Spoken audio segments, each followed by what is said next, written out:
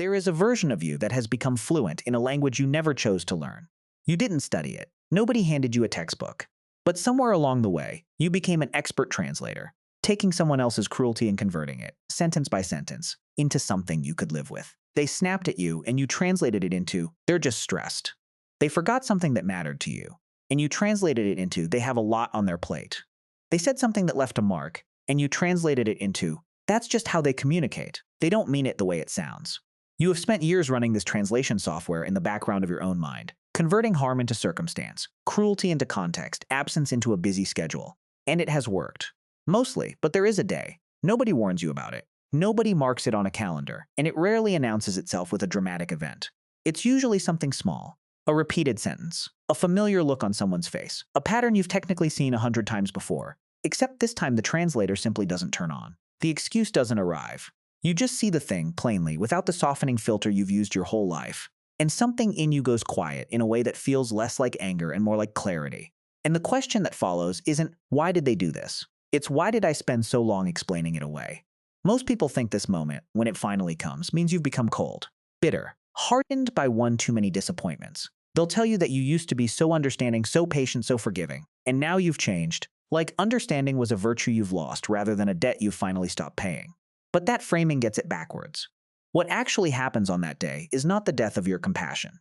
It is the end of a specific defense mechanism that has a name, a mechanism a psychologist described almost a century ago, one that explains exactly why you excused what you excused, and exactly why the excusing eventually, predictably, stops. To understand what's actually happening inside you on that day, you have to go back to Carl Jung, and to a concept he spent much of his career trying to get people to look at directly, because almost nobody wants to. Jung called it the shadow. Not a metaphor for evil, not a synonym for the parts of a person you dislike, but something more precise. The shadow is the reservoir of everything a person, or a version of a person, has to keep hidden in order to maintain the version of themselves they present to the world. Jung called that presented version the persona, literally the Latin word for a theatrical mask. Every person you know is wearing one. It's not dishonest by default. It's simply the socially acceptable face, the curated self that gets to walk into rooms and be liked. But a mask, by definition, requires something to be underneath it. Whatever doesn't fit the mask, the anger, the selfishness, the cruelty, the parts a person is ashamed of or was taught to suppress, doesn't disappear. It goes into the shadow, and the shadow doesn't stay quiet, it leaks. It shows up in the exact moments you've been excusing. Here's the part that explains you, not them. When someone you love has a persona you admire, warmth, humor, intelligence, charm, you build an entire relationship with that persona. You fall for the mask reasonably, because the mask is real too, it's not fake, it's simply partial. And once you've invested in that image, your own mind has a powerful incentive to protect it. Jung's insight was that we don't only project our own shadow onto other people, which is the more famous version of this idea. We also do something quieter and just as costly. We protect the persona of people we love by explaining away their shadow whenever it appears. Every excuse you've ever made for someone's cruelty was, underneath, an act of shadow management. Not theirs, yours. You were doing unpaid psychological labor to keep their mask from slipping in your own perception. Because if the mask slipped completely, you would have to grieve the version of them you built your trust on. And grief, even anticipated grief, is expensive. This is why the excusing isn't stupidity or naivety, whatever the version of you sitting in this moment might currently believe. It is a defense, and defenses exist because they're protecting something real. Specifically, they protect three things at once. First, attachment. If you fully register how someone has treated you, the attachment itself becomes harder to justify. And attachment, once formed, is not something your nervous system releases easily, regardless of what it costs you to keep it. Second, self-image. If you admit someone has been harmful and you stayed anyway, you have to reconcile that with your own sense of judgment, your own story about being someone who wouldn't tolerate this. It's far less painful to edit the story of their behavior than to edit the story of your own choices. Third, and this is the one almost nobody names, excusing someone protects you from having to act. As long as the behavior has a reasonable explanation, no action is required. The moment it doesn't, you owe yourself a decision. And decisions, especially ones involving people you love, are heavier than explanations. So the excuse-making was never about them being complicated or misunderstood. It was a structure you built, brick by brick, to avoid three specific costs: losing the attachment, revising your self-image, and facing a decision. And structures like that are remarkably stable. They can hold for years. Which raises the real question. If the excuse-making is this well-defended, what actually breaks it? What happens on the day it stops? Jung had an answer for this too, though he wasn't talking about relationships directly when he gave it. He was talking about a lifelong process he called individuation, the slow, often uncomfortable work of becoming a fully integrated person by consciously facing your own shadow instead of projecting it outward or managing everyone else's on their behalf. Jung believed that a person cannot mature psychologically while refusing to look at what they've been avoiding. And here's the part that reframes the entire situation. The day you stop excusing someone else's behavior is very rarely caused by something new that they did. It is almost always caused by something that shifted in you. Specifically, it's the day your own individuation reaches a threshold where maintaining the excuse costs you more psychological energy than facing the truth does. The scales, which have been tipped toward protecting the relationship for years, quietly, finally tip the other way. This is also why the moment feels less like a decision and more like an arrival. You didn't wake up and decide to stop excusing them. You woke up and discovered the excuse had already stopped working sometime in the night, without your permission, like a muscle that's simply run out of the specific kind of strength required to keep contracting. That's an important distinction, because it means the shift isn't willpower. It isn't you becoming stronger or colder or less loving. It's your unconscious finally refusing to keep spending resources on a translation you no longer need it to perform. There's a concept Jung explored less often, but that fits precisely here. Something later Jungian writers expanded into what's sometimes called the golden shadow, the idea that we don't only bury our worst traits, we sometimes bury our clearest perceptions too, when those perceptions threaten a relationship we need. You didn't fail to see what was happening. Some part of you saw it accurately the entire time. That accurate perception simply got filed away, buried alongside the anger you weren't allowed to feel, because letting it surface would have forced the confrontation you weren't ready to have.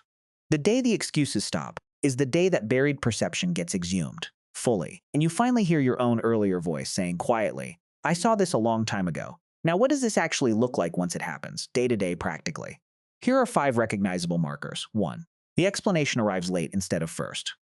For years, your mind generated the excuse automatically, before you'd even fully registered the hurtful moment. Now you notice the hurtful moment first, in full, and the old excuse shows up seconds later like a reflex trying to catch up, and you can feel the gap between the two. That gap is the tell. It means the excuse is no longer instinctive. It's being manufactured under protest. 2. You start narrating events instead of interpreting them. Where you used to think, they're just going through a hard time, you now find yourself simply describing what happened, plainly, without a motive attached. They didn't call. They said that. They left. The interpretive layer that used to soften everything has gone quiet, and what's left is closer to a factual record than a story. 3. Other people's sympathy starts to grate on you. When a friend says something like, "Well, you know how they are," a sentence that once would have felt like solidarity now lands almost like an insult, because you recognize it instantly as the exact translation software you're finally trying to shut off in yourself. 4. You feel the urge to defend them and choose not to, on purpose. This is different from the excuse simply not arriving. This is the excuse arriving, fully formed, and you consciously setting it down instead of using it. This stage is more effortful than the others, but it's also the clearest evidence that the shift is deliberate now, not just automatic exhaustion. 5. You start grieving instead of arguing. This is the final marker, and it's the one people are least prepared for.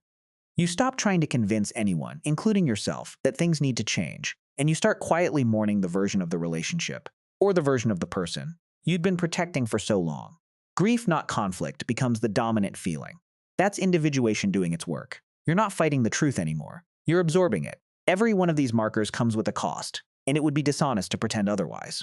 The most immediate cost is that some relationships genuinely do not survive the excuses ending, because some relationships were only ever sustained by your willingness to keep translating. The second cost is social. People around you, the ones who benefited from your patience, sometimes without realizing it, will describe the new version of you using words like distant, or harsh, or changed, when what actually happened is that you simply stopped performing unpaid labor on someone else's behalf. The third cost is quieter and more internal. Grief doesn't resolve quickly. You may spend a long stretch of time missing the excuse itself, missing the comfort of the softened version of events, even while knowing the plain version is more accurate. But here's what sits on the other side of that cost, and it's worth naming clearly. Jung believed individuation wasn't a punishment. It was the entire point of psychological life, the slow becoming of a person who can look directly at what's real instead of managing it from a distance. The day the excuses stop is not the day you become someone harder. It's the day a part of your unconscious that has been working overtime for years, quietly protecting an image, finally gets to rest. You stop being the translator. You start being a witness. And a witness, unlike a translator, doesn't have to keep converting what they see into something easier to carry. They just get to see it, exactly as it is, and let that be enough. Jung once wrote that until you make the unconscious conscious, it will direct your life and you will call it fate. The excuses you made for years felt like fate, like your personality, like the way you'd always been. They weren't. They were a mechanism, doing exactly what it was built to do, for exactly as long as it was needed. And on the day it finally stops, you're not losing your capacity for compassion. You're simply no longer required to spend it on someone else's shadow instead of your own life. So here's the real question we're sitting with. If that day hasn't arrived for you yet, which of the 5 markers do you already recognize starting to happen? And if it already has arrived, what did you finally see clearly once the translation stopped?